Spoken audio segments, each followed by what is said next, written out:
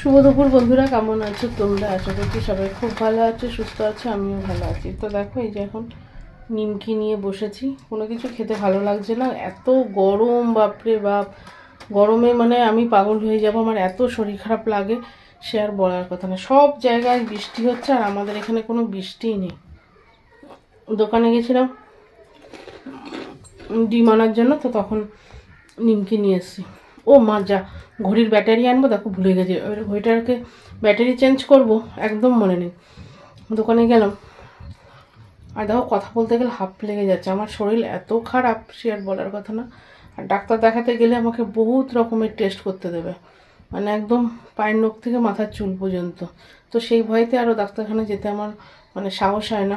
তো যাই হোক, ঘরের সমস্ত বাসি কাজ পড়ে আছে, সেগুলোকে এখন করব।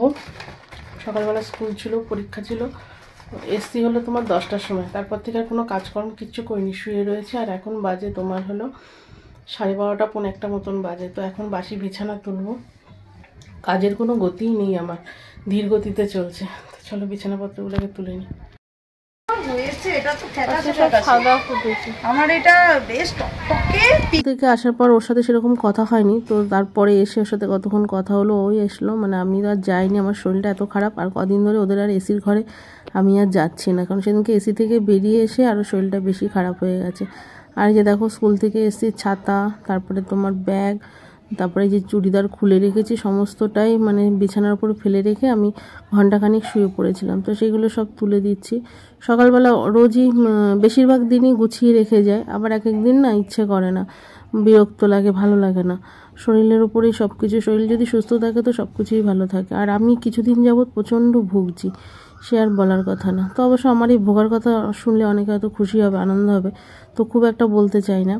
আর এই যে দেখো বিছানাটাকে এবার একটু টান টান করে নেবো, তারপরে রান্নাঘরে যাব। তো সেরকম রান্না কিছু করব না, তোমাদের দাদাভাইকে বলেছি যে এ কদিন আমি আর মাছ মাংস ডিম কিছু এনো না, ওই একটু সেদ্ধ ভাত করব আর মেয়ে একটু ডিম সেদ্ধ করে দেবো, এতেই হয়ে যাবে।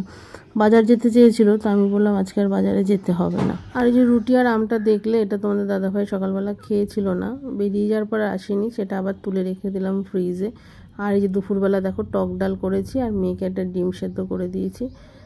আর এইখানে আর কোনো কিছুই করিনি। খাবার দাবার ঘরে থাকতেও না করার ইচ্ছাটা একদমই জাগছে না আমার।